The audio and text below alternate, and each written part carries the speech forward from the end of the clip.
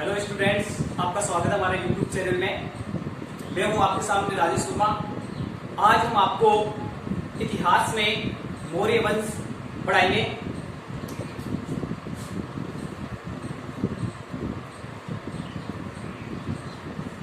मौर्य वंश भारत का जो प्राचीन इतिहास है वो मगध साम्राज्य से शुरू होता है। तो मैं आपको पहले बात बता देता हूं कि मगध, जिसे अपन एग्जाम में चैप्टर होता है कि मगध का इतिहास या मगध राज्य का उत्कर्ष, तो सबसे पहले अपन मगध की बात करते हैं। और इस मौर्य वंश से पहले भी अपने सामने जिन वंशों ने शासन किया उसकी जानकारी मैं आपको दे देता हूं कि प्राचीन भारत के अंदर, प्राचीन भारत में मगध साम्राज्य में किन वंशों का शासन रहा था। वो है विद्यार्थियों अपने सामने सबसे प्राचीन वंश है वृहद्रथ वंश। और उसके बाद जो वंश आता है वो है हरेक वंश। और उसके बाद आता है वो है शिशुनाग वंश। और शिशुनाग वंश के बाद आता है नंद वंश। और नंद वंश के बाद आता है मौर्य वंश। तो ये मौर्य वंश एग्जाम की दृष्टि से काफी महत्वपूर्ण माना जाता है। इस वजह से आज अपन मौर्य वंश की चर्चा करेंगे। तो सबसे पहले मैं आपको ये बता दूं कि वृहद्रथ वंश जो अधिकांश आपके चैप्टर्स में नहीं होता है, लेकिन हरेक वंश, शिशुनाग वंश और नंद वंश की चर्चा की जाती है और आपके एग्जाम सिलेबस में भी होते हैं, तो हम इसका भी आपको अध्ययन करवाएंगे। तो सबसे पहले छोटी एग्जाम्स के लिए यदि नॉर्मल रूप से कोई क्वेश्चन आता है इनसे, तो सबसे पहले पूछा जाता है कि इस वंश का संस्थापक कौन था और अंतिम शासक कौन था। तो ज्यादा भी नहीं, तो आपको कम से कम इन वंश के संस्थापक और अंतिम शासक याद रखने हैं। तो इसके इधर अपन लिख लेते हैं संस्थापक। तो संस्थापक है वृहद्रथ वंश का वृहद्रथी था। और इसके अंतिम शासक की बात करते हैं तो इसका अंतिम शासक था रिपुंजय। इसका अंतिम शासक था रिपुंजय। और हरेक वंश की बात करते हैं तो इसका संस्थापक था बिंबिसार। और इसका अंतिम शासक है नागदशक। शिशुनाग वंश की बात करते हैं तो इसका संस्थापक है शिशुनाग और अंतिम शासक है नंदीवर्धन। और नंद वंश की बात करते हैं तो इसका संस्थापक है महापद्म नंद और इसका अंतिम शासक है धनानंद। मौर्य वंश की बात करते हैं तो मौर्य वंश का संस्थापक है चंद्रगुप्त मौर्य और इसका अंतिम शासक है वृहद्रथ। एक बार आप देख लीजिए यहाँ पे कि अपने सामने मौर्य वंश से पहले 4 वंशों ने मगध पर अधिकार किया था, अर्थात शासन किया था। जिसके अंदर सबसे पहला वंश था वृहद्रथ वंश, जिसकी स्थापना वृहद्रथ ने की थी। उसका अंतिम शासक था रिपुंजय। और उसके बाद वृहद्रथ वंश का पतन होता है, क्योंकि समय हमेशा एक सा नहीं रहता है। जैसे ही एक वंश का उद्भव होगा तो उससे पहला जो वंश है उसका पतन हो जाता है। जैसे ही एक वंश की समाप्ति होगी उसी समय से अपने सामने एक नए वंश की शुरुआत होती है। तो वृहद्रथ वंश का अंत होने के बाद मगध साम्राज्य के हरेक वंश का शासन रहा, जिसका संस्थापक था बिंबिसार और अंतिम शासक था नागदशक। इसके बाद अपन शिशुनाग वंश की बात करते हैं तो शिशुनाग वंश का संस्थापक है शिशुनाग और अंतिम शासक है नंदीवर्धन। और नंद वंश की बात करते हैं, उसका संस्थापक है महापद्म नंद और अंतिम शासक है धनानंद। और मौर्य वंश की बात करते हैं तो उसका संस्थापक है चंद्रगुप्त मौर्य और अंतिम शासक है वृहद्रथ। इसके अंदर इन वंशों को अपन मगध राज्य के उत्कर्ष के अंदर रखते हैं, मगध राज्य के इतिहास के अंदर इन प्राचीन वंशों को रखते हैं। और उसके बाद अपने सामने जो वंश आते हैं वो ब्राह्मण साम्राज्य की शुरुआत हो जाती है, शुंग, कणव और शातवाहन। जो आज अपन जिस वंश की चर्चा कर रहे हैं वो है अपने सामने मौर्य वंश। हर एग्जाम में मौर्य वंश से संबंधित जरूर कोई ना कोई क्वेश्चन आपसे पूछा जाता है। तो आज अपन इसकी बात करते हैं मौर्य वंश की।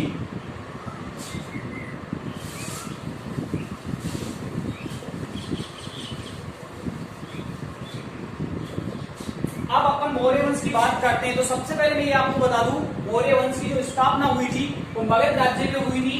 तो सबसे पहले आपको ये बता दूं, मगध यानी प्राचीन भारत के अंदर जिस स्थान के लिए लड़ाई हुई युद्ध हुए, लोगों ने अधिकार किए, वो सबसे जाना माना क्षेत्र था मगध।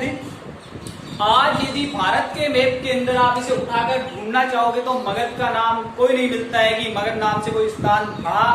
तो अब अपने को जानना होगा कि यदि ये वंश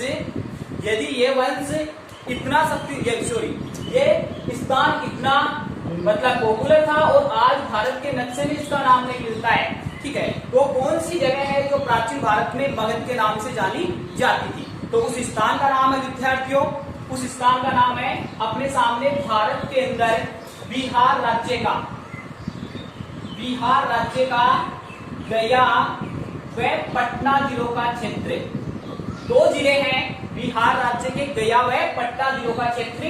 वर्तमान समय में बिहार का गया व पटना जिलों का क्षेत्र प्राचीन समय में मगध के नाम से जाना जाता था। यानी जो प्राचीन समय में जिस क्षेत्र को मगध कहा गया वो वर्तमान में भारत के अंदर बिहार राज्य में स्थित है और बिहार राज्य का गया व पटना जिलों का क्षेत्र स्थित है।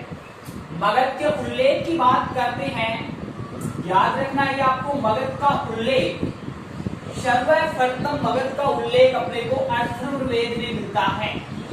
अथर्ववेद में मगध का उल्लेख मिलता है। लिखित साक्ष्य के अंदर यदि मगध का सर्वप्रथम उल्लेख मिला है वो अपने सामने अथर्ववेद के अंदर मिलता है। मगध का एक राजा यानी सबसे प्राचीन राजा की बात करते हैं जिसका उल्लेख ऋग्वेद में मिलता है। मगध का एक राजा जिसका उल्लेख ऋग्वेद में मिलता है उसका नाम है ब्रह्मगंध। यानी ब्रह्मगंध का उल्लेख ऋग्वेद में मिला जो किस स्थान का राजा था? मगध का राजा था। एक बार और देख लीजिए, मगध वर्तमान समय में बिहार राज्य का गया व पटना जिलों का क्षेत्र है। इसका सर्वप्रथम उल्लेख अथर्ववेद में मिलता है और मगध का एक राजा ब्रह्मगंध जिसका उल्लेख अपने को ऋग्वेद में मिलता है, और एक इंपोर्टेंट क्वेश्चन और बता दूं मैं आपको, मगध के निवासियों को यानी मगध के अंदर जो रहने वाले लोग थे अर्थात मगध के निवासियों को अथर्ववेद के अंदर वात्या कहा गया है। याद रखना है कि मगध के निवासियों के लिए अथर्ववेद में किस शब्द का उल्लेख हुआ है? तो वात्या, ठीक है। मगध के निवासियों के लिए अथर्ववेद में किस शब्द का उल्लेख हुआ है? वात्या। अब अपन चलते हैं मौर्य वंश की तरफ।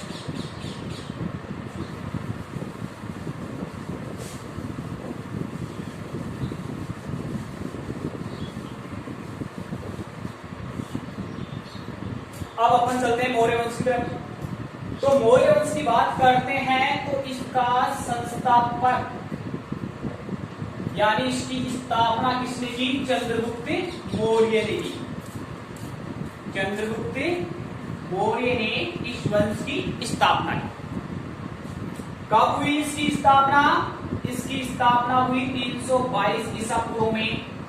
322 ईसा पूर्व में 322 ईसा पूर्व में अपने सामने किस वंश की स्थापना होती है? मौर्य वंश की स्थापना होती है। चलो अब बात करते हैं आखिर मौर्य से पहले अपने सामने नंद थे तो नंदों के पतन का क्या कारण रहा है और चंद्रगुप्त मौर्य ने आखिर मौर्य वंश की स्थापना क्यों की और किस तरीके से इसकी स्थापना होती है। तो विद्यार्थियों पहले मैं आपको मौर्य वंश से संबंधित साहित्य बता देता हूं जिनका उल्लेख अपन आगे करेंगे, ठीक है। तो बात करते हैं कि मौर्य वंश की स्थापना चंद्रगुप्त मौर्य ने किसके सहयोग से की? तो इसका सहयोग किसका रहा था? चाणक्य का, ठीक है। यानी कुल मिला के मौर्य वंश की स्थापना में जो अहम भूमिका रही वो थी चाणक्य की। यानी चंद्रगुप्त मौर्य ने चाणक्य के सहयोग से नंदों का विनाश किया और मगध साम्राज्य पर एक नए वंश मौर्य वंश की स्थापना की। चलो अब बात करते हैं आखिर चाणक्य ने उसका सहयोग क्यों किया, ठीक है। चाणक्य चंद्रगुप्त मौर्य का प्रधानमंत्री व राजगुरु रहा,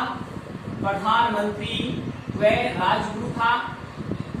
अब बात करते हैं कि चाणक्य ने चंद्रगुप्त मौर्य का आखिर संयोग क्यों किया, आखिर ऐसी कौन सी दुश्मनी थी नंदों से जिस वजह से चंद्रगुप्त मौर्य ने चाणक्य का सहयोग, चाणक्य ने चंद्रगुप्त मौर्य का सहयोग किया और नंदों का विनाश किया और मगध साम्राज्य पर एक नए वंश की स्थापना की और वो वंश था मौर्य वंश। चलो बात करते हैं। चाणक्य एक गरीब ब्राह्मण था जो तक्षशिला का निवासी था, याद रख लेना, तक्षशिला का निवासी था चाणक्य। अब चाणक्य अपने ससुराल जाता है और उसके ससुराल के अंदर उसकी गरीबी का मजाक बनाया जाता है, क्योंकि चाणक्य की पत्नी का नाम मैं आपको बता देता हूं, चाणक्य की पत्नी का नाम था यशोमती। जब यशोमती अपने पियर जाती है तो यशोमती के 2-3 बहनें और थी, उनका भी आगमन होता है, वो भी मतलब अपने पियर में आई हुई होती है और चाणक्य भी अपने ससुराल जाता है। तो उनकी बहनों द्वारा उसका मजाक उड़ाया गया चाणक्य की गरीबी का। चाणक्य अपने घर आता है, एक तो मतलब ससुराल से दुखी होकर आया और सामने उसकी माँ रोती हुई मिलती है, तभी अपने बड़े बूढ़े कहते हैं कि रोता न बार गाल तो मिले। तो उसकी माँ जैसे ही रोती है तो उसकी माँ से मतलब चाणक्य ने अपनी माँ से पूछा कि माँ आखिर आप रो क्यों रही है। तो चाणक्य की माँ ने जवाब दिया, कितना सुंदर जवाब देती है चाणक्य की माँ, कि बेटे तेरे भाग्य में राज छत्र धारण करना लिखा है। यानी चाणक्य के भाग्य में राज छत्र लिखा है, राज योग है चाणक्य के, ठीक है। चाणक्य के भाग्य में क्या है, राज योग है, राज छत्र धारण करना लिखा है। जैसे ही राज छत्र धारण करना लिखा है और मुझे इस बात का दुख है कहीं राजा बनने के बाद तू मेरे को न भूल जाए। यानी चाणक्य की माँ का जो कहने का मतलब था वो मतलब ये था कि बेटे तेरे नसीब में, तेरे भाग्य में राजा बनना लिखा है और मुझे इस बात का दुख है कहीं राजा बनने के बाद तू मेरे को न भूल जाए। अब चाणक्य ने विचार किया कि अपन गरीब है, ठीक है, और माँ क्या वाक्य बोल रही है। तो जैसे ही चाणक्य ने अपनी माँ से पूछा कि माँ मेरे शरीर के किस अंग पर ऐसी प्रतिभा नजर आ रही है जिसकी वजह से आप मुझे ये वाक्य बोल रही है। यानी मेरे शरीर के किस अंग पे ऐसी क्वालिटी नजर आ रही है, किस अंग पर ऐसी क्वालिटी नजर आ रही है कि जिसकी वजह से आप मुझे ये वाक्य बोल रही है, अर्थात मैं राजा बनूंगा। तो चाणक्य की माँ ने कहा बेटे तेरे दांतों पर सुंदरता है, बेटे तेरे दांतों पर सुंदरता है। तो चाणक्य ने उसी वक्त अपने दांत तोड़ दिए। चाणक्य ने उसी वक्त अपने दांत तोड़ दिए और दांत तोड़ने के बाद चाणक्य को रूप सा लगने लगा। अब जैसे ही चाणक्य अपने दांत तोड़ के अपने गांव में घूमने निकलता है, उस समय मगध साम्राज्य पे नंदों का शासन था और नंद राजा के द्वारा नगर के अंदर एक भुक्तिशाला बनाई गई थी, जिसके अंदर नंद राजा के द्वारा प्रतिवर्षी एक आयोजन रखा जाता था और उस आयोजन के अंदर सभी विद्वानों को आमंत्रित किया जाता था और अपनी स्वेच्छा से भी वहां पे जा सकते थे। तो चाणक्य ने जैसे ही बाहर देखा कि ये जैसे अपन भी जाते हैं गांव के अंदर कोई प्रतियोगिता होती है, निःशुल्क होती है, अपन एंट्री मार लेते हैं, कहीं पे भंडारा वगैरह होता है तो अपन भी भाई चलो भूख लग रही है तो अपन भी खा लेते हैं, निःशुल्क है। उसी तरीके से चाणक्य ने भी क्या सोचा, चाणक्य गरीब था, भूख भी लग रही थी, प्रतियोगिता भी थी, दोनों काम एक साथ हो जाएंगे। चाणक्य भी वहां पे चला गया, चलो भाई अपन भी विद्वानों से मिलते। अब चाणक्य जैसे ही शीर्ष विद्वान की कुर्सी पे जाकर आसन पे बैठता है तो नंद राजा की नजर चाणक्य पे पड़ी। नंद राजा की नजर चाणक्य पर पड़ती है तो नंद राजा को चाणक्य एक गरीब फटे पुराने पहले कपड़े उपड़े देखकर, उसके दांत टूटे हुए देखकर चाणक्य को क्या हुआ कि मतलब नंद राजा को चाणक्य पे गुस्सा आ गया। नंद राजा को चाणक्य पे गुस्सा आ गया और नंद राजा के द्वारा चाणक्य का अपमान कर दिया गया। उस घोर अपमान की वजह से, यानी सभी बराबर वालों के सामने उसका अपमान कर दिया गया, तो उस घोर अपमान की वजह से चाणक्य ने प्रतिज्ञा की थी। उसी समय वो एक प्रतिज्ञा करता है, एक संकल्प लेता है। उसी समय क्या संकल्प लेता है कि एक दिन ऐसा होगा जिस दिन मैं मगध साम्राज्य से नंदों का समूल रूप से विनाश करके एक नए वंश की स्थापना हो। अर्थात चाणक्य ने यह नहीं सोचा कि जिसने मेरा अपमान किया है केवल मुझे उसे ही नष्ट करना है, नहीं, मेरे को जिसने मेरा अपमान किया है उसके पूरे वंश का ही मेरे को पतन करना है। उसने बिल्कुल एक प्रतिज्ञा कर ली, एक दृढ़ संकल्प कर लिया। अब देखो दृढ़ संकल्प करने का आगे क्या फायदा मिलता है कि आगे मौर्य वंश की स्थापना होती है। अब चाणक्य यहां से चलता है और जाते जाते चाणक्य पाटलिपुत्र नगर में पहुंच जाता है, जिसका आधुनिक अपने सामने बिहार की राजधानी है, जिसका नाम पटना है। पाटलिपुत्र नगर में पहुंचता है, वहां पे कुछ बालकों का समूह खेल रहा था, बालकों का समूह खेल रहा था। अब बालकों का समूह खेल रहा था, चाणक्य उन बालकों को देखता है और जैसे ही चाणक्य देखता है तो उन 5-10 बच्चों का एक ग्रुप था, उस ग्रुप के अंदर एक बच्चे की प्रतिभा यानी क्वालिटी काफी अच्छी नजर आती है, यानी ये बच्चा आगे जाके कुछ कर सकता है, ऐसी प्रतिभा उसे नजर आती है, तो उस बालक को अपने साथ ले आता है। यानी वहां पे जितने 5-10 बच्चे खेल रहे थे, उन बच्चे में से चाणक्य एक बच्चे को अपने साथ ले आता है और उसे कूटनीति और राजनीति की शिक्षा के अंदर दक्ष कर देता है, यानी पारंगत कर देता है। उसी बच्चे का नाम चंद्र था और वही आगे चल के चंद्रगुप्त मौर्य कहलाया, जिसने मौर्य वंश की स्थापना की। अब प्रश्न यह उठता है, आखिर वो बालकों का समूह जो खेल खेल रहा था, वो खेल आखिर ऐसा कौन सा था जिसकी वजह से चाणक्य उस पर मुग्ध हो गए, यानी खुश हो गए, ठीक है, प्रसन्न हो गए। तो वो खेल था राजकीलम खेल।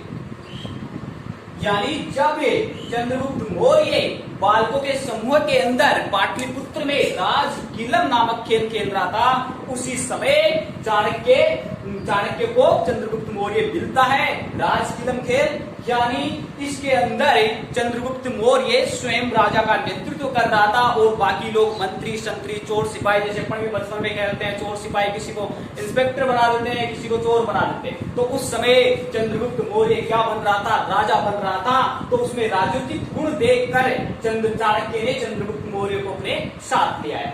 अब चाणक्य ने जैसे ही चंद्रगुप्त मौर्य को अपने साथ ले आता है, उसे कूटनीति और राजनीति की शिक्षा के अंदर बिल्कुल पारंगत कर देता है।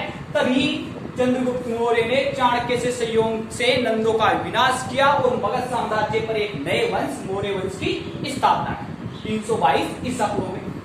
यहाँ तक अपन शॉर्ट रूप में देख रहे हैं। चंद्रगुप्त मौर्य वंश का संस्थापक कौन है? चंद्रगुप्त मौर्य हैं, जिसकी स्थापना कब हुई? 322 ईसा पूर्व में। किसके सहयोग से? चाणक्य के सहयोग से।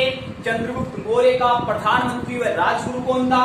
तो चंद्रगुप्त मौर्य का प्रधानमंत्री व राजगुरु था चाणक्य। चाणक्य की पत्नी का नाम क्या था? यशोमती था। और चाणक्य कहाँ का निवासी था? तक्षशिला का निवासी था। चाणक्य को चंद्रगुप्त मौर्य किस स्थान पे मिला? पाटलिपुत्र में। उस समय वो कौन सा खेल खेल रहा था? तो राजकीलम नामक खेल खेल रहा था। चलो अब अपन आगे चलते हैं। तो आगे अपने सामने बात आती है, आखिर चंद्रगुप्त मौर्य कौन था?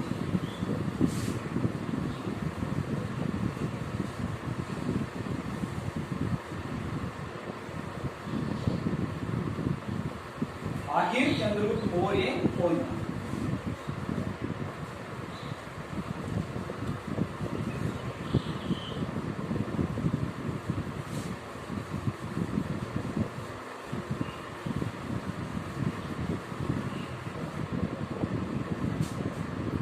अब अपन बात करते हैं कि चंद्रगुप्त मौर्य उस बचपन के अंदर यदि राजा का खेल खेल रहा था, राजकीलम खेल खेल रहा था, उसके अंदर राजनीतिक गुण थे, तो ऐसा तो नहीं हो सकता कि वो कुछ अनाथ रहा होगा, कुछ रहा होगा। हो सकता है उस परिवार से उसका कुछ संबंध रहा होगा। इसकी चर्चा काफी इतिहासकारों ने की है। जो पर बात करते हैं कि चंद्रगुप्त मौर्य कौन था। यदि अब इसका प्रश्न होता है कि चंद्रगुप्त मौर्य कौन था, आखिर चंद्रगुप्त मौर्य मतलब चाणक्य ने चंद्रगुप्त मौर्य को लेकर आता है और वो राजनीतिक गुण के अंदर सफल हो जाता है, उस समय खेल रहा होता है। तो अब अपन बात करते हैं चंद्रगुप्त मौर्य कौन था। तो विद्यार्थियों, एक अपने सामने रुद्राक्ष नाटक है जो क्वेश्चन पूछा गया है एग्जाम में। इसके लेखक कौन है? तो इसके लेखक है विद्यार्थियों विशाख दत्त। रुद्राक्ष नाटक के लेखक है विशाख दत्त और इसके टीकाकार यानी इस पर टिप्पणी लिखने वाले इसके टीकाकार है ढूंढीराज। अब अपन ढूंढीराज की बात करते हैं, ठीक है। ढूंढीराज अपने को क्या बताता है कि ढूंढीराज ने बताया कि सवार सिद्धि नाम का एक राजा था। यानी ये बता रहा है अपने को, ये क्या बता रहा है अपने को? सवार सिद्धि नाम का एक राजा था भाई। सवार सिद्धि नाम का एक राजा था जिसके 2 रानियां थी जिसके दो रानियां थी, एक का नाम था सुनंदा और एक का नाम था मूरा। यानी ढूंढीराज के शब्दों से पता पड़ता है कि सवार सिद्धि नाम का एक राजा था जिसके दो रानियां थी, एक का नाम है सुनंदा और एक का नाम है मूरा। सुनंदा से 9 पुत्र हुए थे भाई, सुनंदा से 9 पुत्र हुए जो नंद कहलाए, सुनंदा से 9 पुत्र हुए जो नंद कहलाए। और मूरा से एक पुत्र हुआ, मूरा से एक पुत्र हुआ वो मौर्य कहलाया। यही मौर्य कौन था? चंद्रगुप्त मौर्य था। यही मौर्य कौन है? चंद्रगुप्त मौर्य था। यानी मुद्रा राक्षस नाटक के टीकाकार ढूंढीराज के शब्दों से अपने को पता पड़ता है कि सवार सिद्धि नाम का एक राजा था जिसके 2 रानियां थी, एक का नाम था सुनंदा और एक का नाम था मूरा। सुनंदा से 9 पुत्र हुए थे जो नंद कहलाए थे और मूरा से एक पुत्र हुआ था जो मौर्य कहलाया था। यही मौर्य कौन था? चंद्रगुप्त मौर्य था। यही मौर्य कौन है? चंद्रगुप्त मौर्य। तो आगे चलते हैं। अब प्रश्न यह उठता है, यदि सवार सिद्धि की मृत्यु हो जाती है, मृत्यु के बाद इसे राज्य से बाहर कर दिया जाता है, इसकी मूरा रानी को। अब सबसे बड़ा प्रश्न यह है, आखिर ये किस कुल का था, किस वंश का था? क्योंकि भारत के इतिहास में इन वंशों की, इन कुलों की, यानी जो 4 वर्ण थे, ठीक है, 4 वर्ण थे, इनकी बहुत अहम भूमिका मानी जाती है। ठीक है, किस वर्ण का था आखिर चंद्रगुप्त मौर्य? अब कुछ इतिहासकारों के अनुसार बताया गया, यदि नंदों को क्षत्रिय बता देते हैं, नंदों को क्षत्रिय बता देते हैं, मौर्य को शूद्र बता देते हैं। यदि नंद क्षत्रिय थे तो नंदों का इतनी जल्दी विनाश क्यों हुआ? और यदि मौर्य क्षत्रिय था, ठीक है, मौर्य क्षत्रिय था तो नंदों ने उसे राज्य से बाहर क्यों किया गया? क्योंकि अपन एक शब्द से अपने को पता पड़ता है कि महापद्म नंद को दूसरा परशुराम कहा गया है और महापद्म नंद को क्षत्रियों का विनाश करने वाला कहा गया है। तो इससे अपने को पता चलता है कि नंद कौन थे?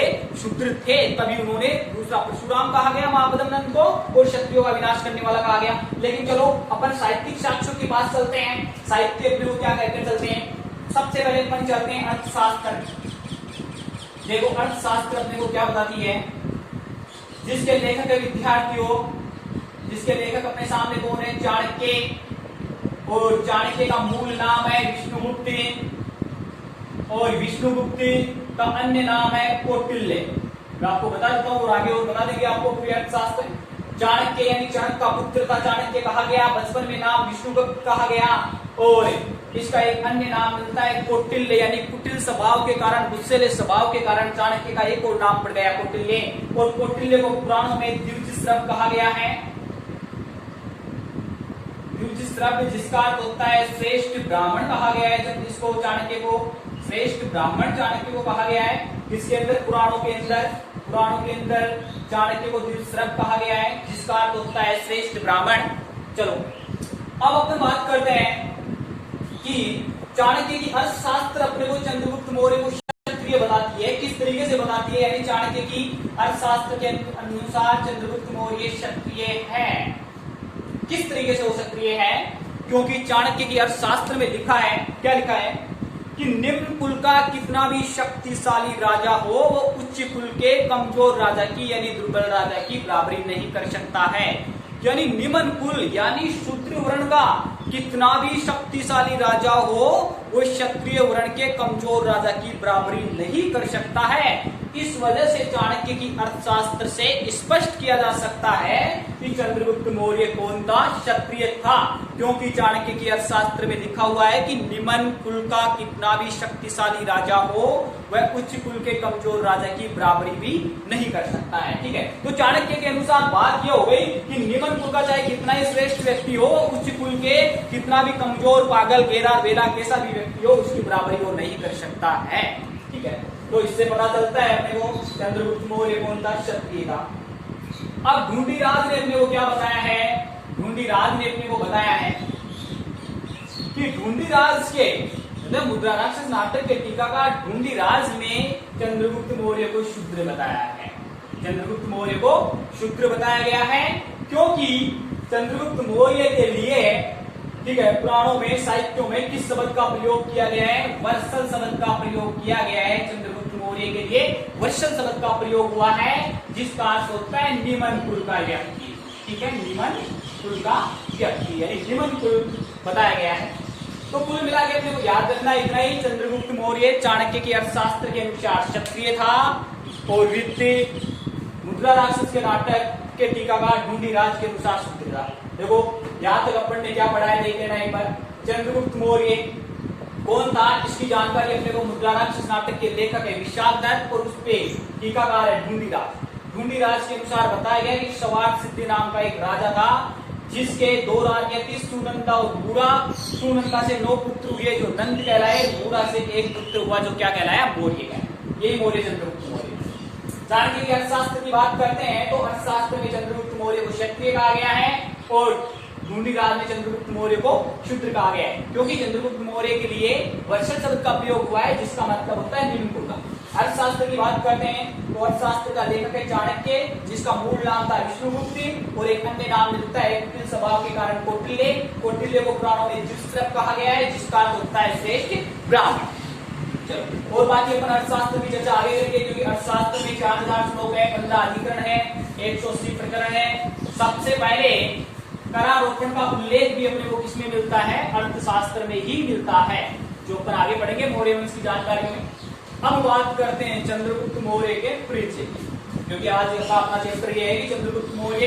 अब चंद्रगुप्त मौर्य की परिचय की बात करते हैं। चंद्रगुप्त मौर्य, अब चंद्रगुप्त मौर्य की परिचय की बात करते हैं पहले तो देखो परिचय क्या बोलता है इसका। 345 ईसा पूर्व में चंद्रगुप्त मौर्य का जन्म होता है, ठीक है, यानी यहाँ पे अपन लिखेंगे जन्म। जन्म है इसका 345 ईसा पूर्व में। पिता इसका कौन था, अभी अपने को टीकाकार ने बताया तो सवार शुद्धि इसका पिता था। माता कौन थी इसकी, माता इसकी मूड़ा थी, किसके अनुसार, सवार उसके ढूंढीराज के अनुसार, ढूंढीराज के अनुसार। चलो पत्री कौन है इसकी, दुर्धरा।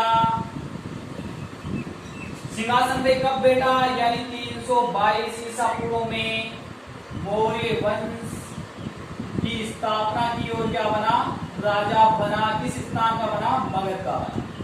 तो इसकी नॉर्मल जानकारी है कि जन्म इसका 345 ईसा पूर्व में है। पिता इसका सवार सिद्धि था, माता का नाम मूरा है, पत्नी इसकी दुर्धरा थी और 322 ईसा पूर्व में चंद्रगुप्त मौर्य ने चाणक्य के सहयोग से नंदों का विनाश किया और एक नए वंश मौर्य वंश की स्थापना। चलो विद्यार्थियों अपन आगे चलते हैं, जिसमें चंद्रगुप्त मौर्य के अन्य नामों की बात करते हैं। तो चंद्रगुप्त मौर्य को एरियन ने, पहले मैं आपको बता दूं जस्टिन जो यूनानी लेखक था, जस्टिन ने चंद्रगुप्त मौर्य को सेंड्रोकोट्स कहा है। काफी इंपोर्टेंट बात है, ये याद रखना है। जस्टिन ने चंद्रगुप्त मौर्य को सेंड्रोकोट्स कहा है। एरियन ने चंद्रगुप्त मौर्य को एंड्रोकोट्स कहा है। एरियन ने चंद्रगुप्त मौर्य को क्या कहा है, एंड्रोकोट्स कहा है। जस्टिन ने चंद्रगुप्त मौर्य को सेंड्रोकोट्स कहा है और एरियन ने चंद्रगुप्त मौर्य को क्या कहा है, एंड्रोकोट्स कहा है। अब ये सेंड्रोकोट्स और एंड्रोकोट्स इन दोनों नामों का अर्थ यानी समीकरण सबसे पहले चंद्रगुप्त मौर्य से लगाया गया। किसने लगाया, तो विद्यार्थियों 1793 ईस्वी में, 1793 ईस्वी में सर विलियम जोन्स ने इन दोनों नामों का अर्थ सबसे पहले किससे लगाया था, चंद्रगुप्त मौर्य से लगाया था। यानी एंड्रोकोट्स और सेंड्रोकोट्स ये दोनों नाम चंद्रगुप्त मौर्य के थे। इसका सबसे पहले पता 1793 में सर विलियम जोन्स ने लगाया था। और याद रखना सर विलियम जोन्स को भारतीय इतिहास लेखन कला का, भारतीय इतिहास लेखन परंपरा का जन्मदाता माना जाता है। यानी भारतीय इतिहास लेखन परंपरा का जन्मदाता कौन है, सर विलियम जोन्स। और सर विलियम जोन्स ने ही अभिज्ञान शाकुंतलम नाटक का अंग्रेजी में अनुवाद किया था। सर विलियम जोन्स ने अभिज्ञान शाकुंतलम नाटक का किसने अनुवाद किया था, अंग्रेजी में अनुवाद किया। चलो अब अपन बात करते हैं, देखो यहाँ तक देख लो, जन्म चंद्रगुप्त मौर्य का 345 में होता है ईसा पूर्व। ध्यान रखना है ईसा पूर्व में हुआ है, ईस्वी सन में नहीं हुआ है। पिता इसका सवार सिद्धि है, माँ का नाम मूरा है। क्योंकि राज के अनुसार बताया गया है पत्नी इसकी दुर्धरा थी। 322 ईसा पूर्व में इसने मौर्य वंश की स्थापना की, अर्थात मौर्य वंश की स्थापना कब हुई? 322 ईसा पूर्व में, और मगध का राजा बना। जस्टिन यूनानी लेखक जिसने चंद्रगुप्त मौर्य को सेंड्रोकोप्स कहा है, एलियन ने चंद्रगुप्त मौर्य को एंड्रोकोप्स कहा है। इन दोनों नामों का अर्थ सबसे पहले 1793 में सर विलियम जोन्स ने चंद्रगुप्त मौर्य से लगाया था। सर विलियम जोन्स ने चंद्रगुप्त मौर्य से लगाया।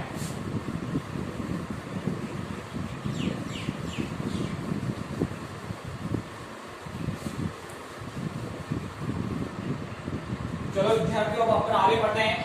अब चंद्रगुप्त मौर्य आगे क्या करता है? इसका प्रधानमंत्री हो गया कौन? चाणक्य हो गया।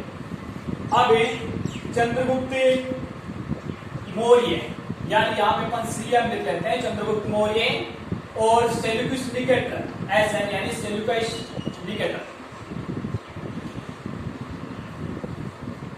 सेल्यूकस निकेटर तो कौन था? सिकंदर का सेनापति था। अब देखो, चंद्रगुप्त मौर्य व सेल्यूकस निकेटर के मध्य 321 ईसा पूर्व में एक मैत्री संधि होती है भाई।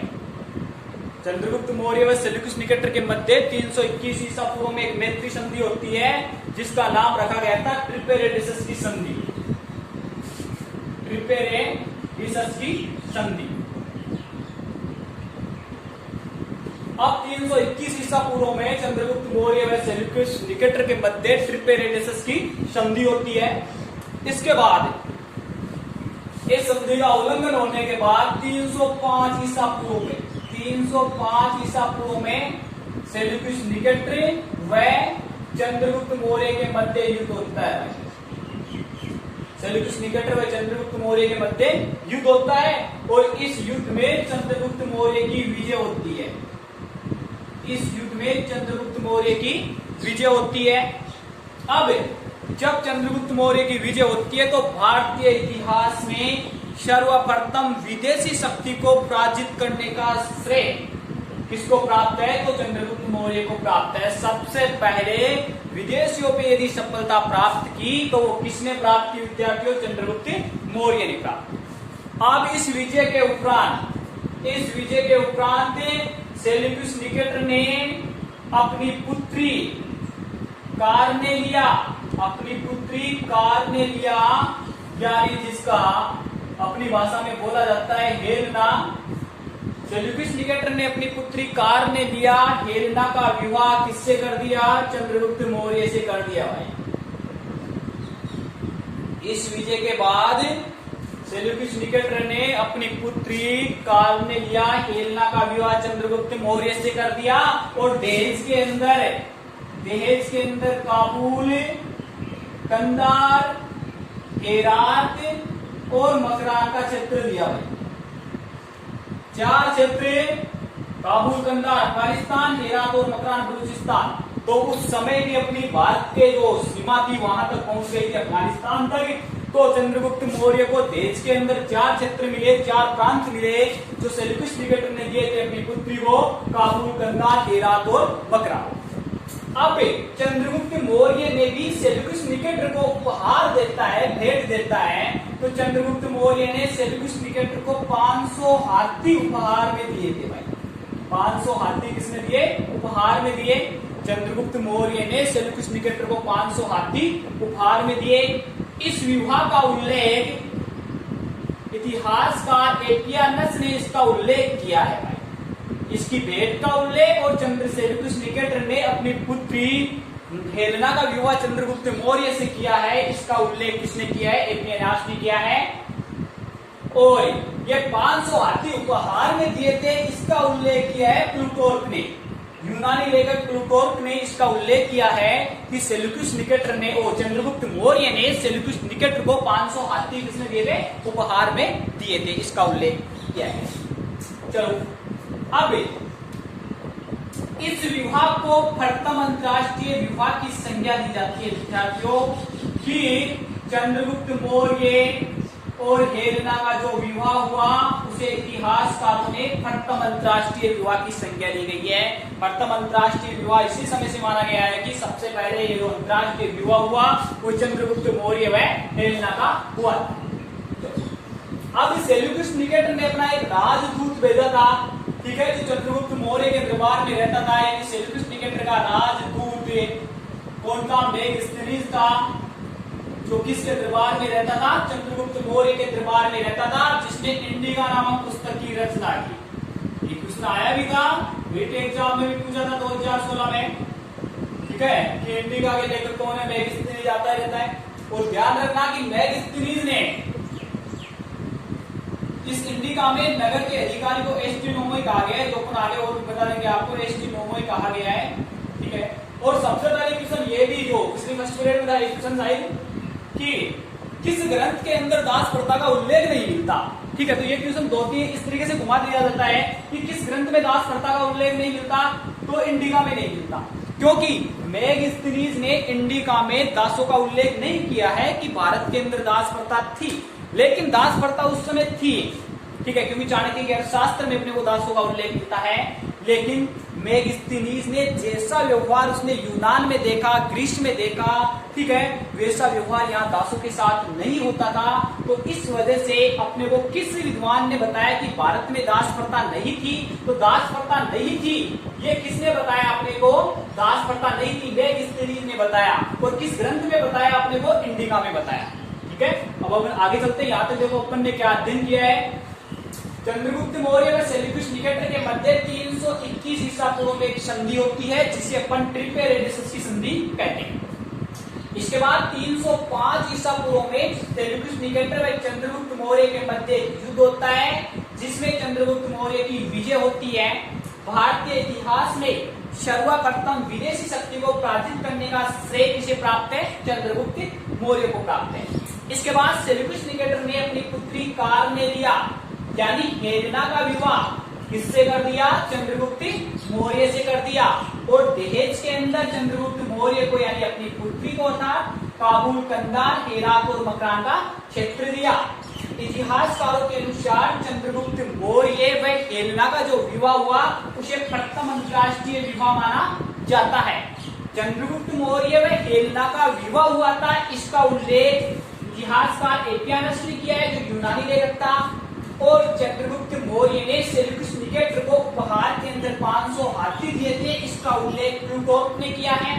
इसके बाद चंद्रगुप्त मौर्य के दरबार में सेल्यूकस निकेटर ने अपना राजदूत मेगास्थनीज को भेजा था, जिसने इंडिका नामक पुस्तक की रचना की और इसने बताया कि भारत में दास प्रथा नहीं है। और इसने बताया मेगास्थनीज ने, और किस ग्रंथ में बताया? इंडिका। चलो अब अपन आगे चलते हैं।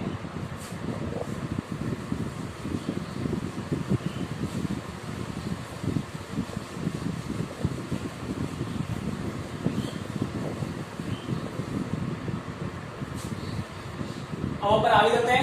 अब क्या होता है आगे? चंद्रगुप्त मौर्य के शासनकाल में, चंद्रगुप्त मौर्य के शासनकाल में सुदर्शन झील का निर्माण होता है। सुदर्शन झील का निर्माण होता है चंद्रगुप्त मौर्य के शासनकाल में। सौराष्ट्र के गवर्नर, ठीक है, सौराष्ट्र गुजरात, सौराष्ट्र के गवर्नर कौन था उस समय? पुष्यगुप्त वैश्य ने। चंद्रगुप्त मौर्य के शासनकाल में सौराष्ट्र के गवर्नर पुष्यगुप्त वैश्य ने सुदर्शन झील का निर्माण करवाता है। ध्यान रखना, ये सुदर्शन झील का निर्माण पुनर्निर्माण भी होता है। मुझे सुदर्शन झील का निर्माण किसके समय हुआ? पुष्यगुप्त वैश्य के समय, गुप्त शासक चंद्रगुप्त मौर्य के समय। और गुप्त काल में किसने करवाया था? गुप्त काल में करवाया था किसने? स्कंदगुप्त के समय, ठीक है। चलो अब इसके बाद चंद्रगुप्त मौर्य किस धर्म का अनुयायी था? वो था जैन धर्म का अनुयायी था। चंद्रगुप्त मौर्य जैन धर्म का अनुयायी था। याद रखना ये धर्म किस धर्म का अनुयायी है? जैन धर्म का अनुयायी है। इसके बाद चंद्रगुप्त मौर्य ने अंतिम समय अपना जैन धर्म स्वीकार कर लिया। एक क्वेश्चन आया था, किस मौर्य शासक ने अंतिम समय में सन्यासी वेश धारण किया? तो किसने किया था? चंद्रगुप्त मौर्य ने किया था। इसके बाद बात करते हैं अपन कि चंद्रगुप्त मौर्य का जैन गुरु कौन था? तो जैन गुरु है विद्यार्थियों भद्रभाऊ। चंद्रगुप्त मौर्य का जैन गुरु था भद्रभाऊ। और चंद्रगुप्त मौर्य के अंतिम समय में जब जैन धर्म स्वीकार किया, उस समय उसके राज्य के अंदर अकाल पड़ गया था। इस अकाल की जानकारी याद रखना विद्यार्थियों, महास्थान ताम्रपत्र लेख में मिलती है।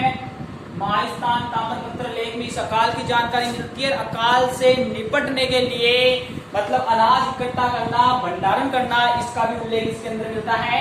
और महास्थान ताम्रपत्र लेख में कांकड़ी नामक मुद्रा का उल्लेख मिलता है जो चंद्रगुप्त मौर्य ने चलाई थी, जो तांबे का सिक्का था। कांकड़ी नामक मुद्रा का उल्लेख मिलता है। चलो अभी चंद्रगुप्त मौर्य ने का अंतिम समय, चंद्रगुप्त मौर्य का अंतिम समय श्रवण बेलगोला कर्नाटक में बीता था। विद्यार्थियों श्रवण बेलगोला मैसूर कर्नाटक, श्रवण बेलगोला कर्नाटक में बीता था। चंद्रगुप्त मौर्य की मृत्यु 298 ईसा पूर्व में, चंद्रगुप्त मौर्य की मृत्यु चंद्रगिरी पर्वत मैसूर कर्नाटक में हो गई। चंद्रगिरी पर्वत पर चंद्रगुप्त मौर्य की मृत्यु हो गई। किस विधि के द्वारा इसने प्राण त्यागे थे? संलेखना विधि के द्वारा इसने प्राण त्यागे थे। संलेखना विधि जैन उपवास की विधि है। एक भर अंतिम समय में इसने कुछ भी खाया पिया नहीं और संलेखना विधि के द्वारा इसने प्राण त्याग दिए थे। अब यहां से चंद्रगुप्त की बात की तो चंद्रगुप्त का सर्वप्रथम उल्लेख अपने को अभिलेख के साक्ष्य मिलता है, वो मिलता है रुद्रदामन के जूनागढ़ अभिलेख में। रुद्रदामन के जूनागढ़ अभिलेख में चंद्रगुप्त मौर्य का अपने सामने चंद्रगुप्त मौर्य का उल्लेख मिलता है। रुद्रदामन के जूनागढ़ अभिलेख में जो संस्कृत भाषा का सबसे प्राचीन अभिलेख माना जाता है, रुद्रदामन का जूनागढ़ अभिलेख।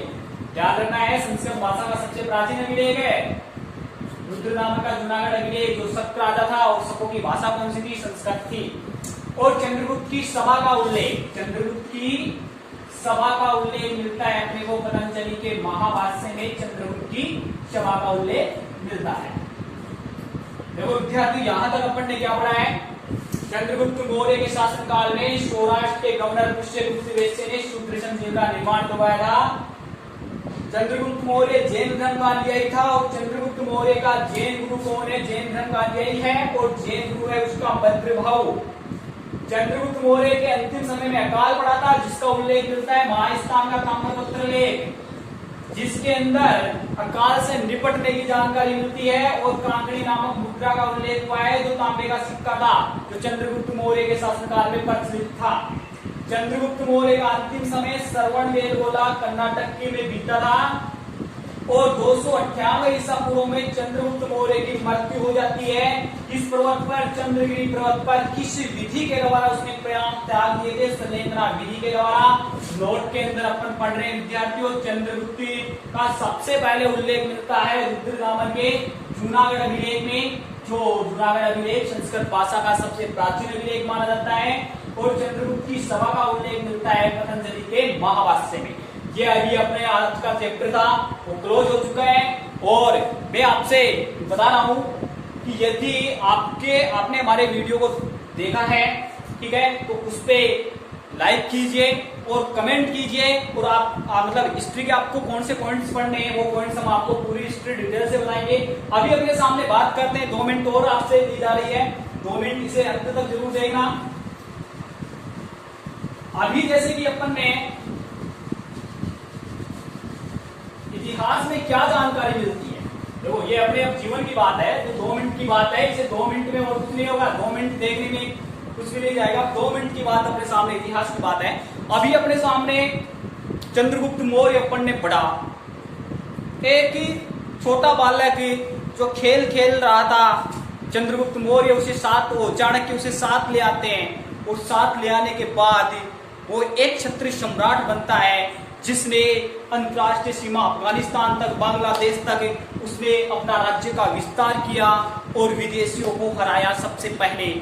तो स्टूडेंट्स, लाइफ में यदि संघर्ष जितना कठोर होगा, ठीक है, संघर्ष जितना कठोर होगा सफलता उतनी ऊंची होगी। काफी स्टूडेंट्सों की रिक्वेस्ट आ रही थी, अभी अपना यूट्यूब चैनल शुरू किया गया है, ये अपना एक सेकंड वीडियो है, जबकि फर्स्ट वाला तो एक इंट्रोडक्शन वीडियो रहा था। और यदि आप चाहोगे तो रीट एग्जाम है, पटवार एग्जाम है, राजस्थान पुलिस एग्जाम है और अपने सामने रेलवे की एग्जाम है। अभी अपने सामने विश्व के सामने कुछ समस्या चल रही है, जो भी आप लोगों के सामने है, एक महामारी की समस्या, जिसका असर भारत में भी काफी स्तर तक पहुंच चुका है। तो मान सकते हैं कि एक टीचर्स का मकसद होता है कि काफी दिन हो गए कोचिंग स्टॉप हुए, विद्यार्थी और किसी चीज में लग जाता है कि पढ़ाई नहीं करनी है, पता नहीं एग्जाम कब लगेगी कब नहीं लगेगी। लेकिन जहां तक हमारा अनुभव है वहां तक आपकी जो राजस्थान पुलिस है, पटवारी भर्ती है, रीट भर्ती है, ये एग्जाम यथासंभव रीट की जल्दी करवाने की बात है, लेकिन यथासंभव ये मान के चलिए आप कि दिसंबर तक या जनवरी में तो श्योर एग्जाम हो जाएगी, क्योंकि ये अपने सामने नहीं पूरे विश्व के सामने एक बुरा समय चल रहा है। और आपको मालूम है कि बुरा समय का अंत होता है, समय एक सा नहीं रहता है। क्यों नहीं रहता है समय एक सा? क्योंकि अभी अपन ने अध्ययन किया है कि चंद्रगुप्त मौर्य एक बालक था, उसे चाणक्य के सहयोग से राजा बनाया जाता है और एक महान सम्राट बनता है, ठीक है, जिसने मौर्य वंश की स्थापना करता है।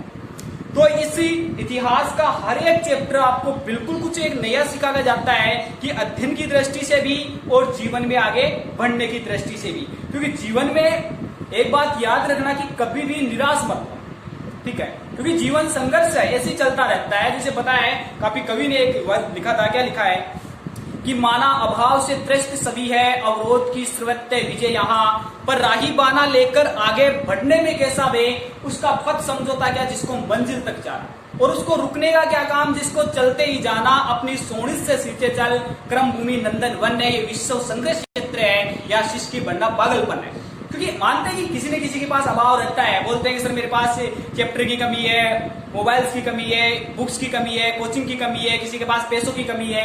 जिंदगी में इस संसार में कोई ऐसा नहीं है जो पूर्ण रूप है। किसी के पास ज्यादा पैसे तो उसे ज्यादा पैसे की दिक्कत है, कम है तो उसके पास ज्यादा आने चाहिए। तो जिंदगी में अभाव सभी के पास होते हैं, ठीक है, कमियां सभी के पास होती है।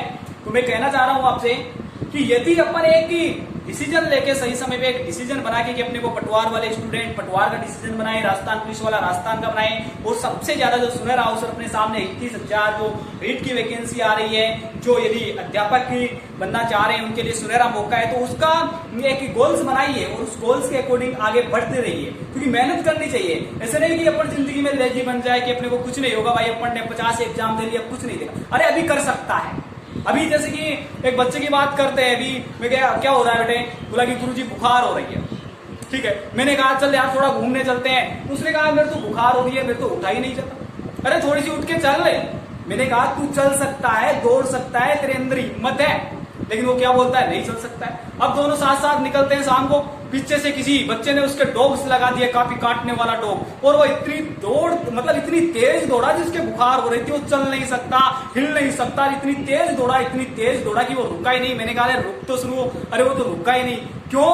क्योंकि पहले कारण नहीं था, पहले उसका दौड़ने का चलने का कारण नहीं था। अब उस बुखार से ज्यादा उसे टेंशन किसकी है कि वो कुत्ता काट लेगा, जिंदगी का सवाल है, दौड़ रहा है। तो जिंदगी में कभी भी उदास मत हो, अवसर सभी के पास होते हैं। बोले अवसर खत्म नहीं होते हैं, आप सोचो कि अवसर खत्म हो जाते हैं, अवसर कभी खत्म नहीं होते हैं। जब तक आपकी एज है, जब तक आप कंपटीशन से जुड़े हुए हो, जब तक आपको मतलब एज अकॉर्डिंग चल रहे हो, ठीक है, तब तक आप कंपटीशन दे सकते हो। और मैंने यहाँ तक नोट किया है कि यदि अपन लगातार मेहनत करते रहेंगे तो सफलता अपने को जरूर मिलेगी, क्योंकि सफलता का कोई शॉर्टकट तरीका नहीं होता है कि अपन शॉर्टकट के अंदर सफलता लेना चाहे तो वो नहीं मिलेगी।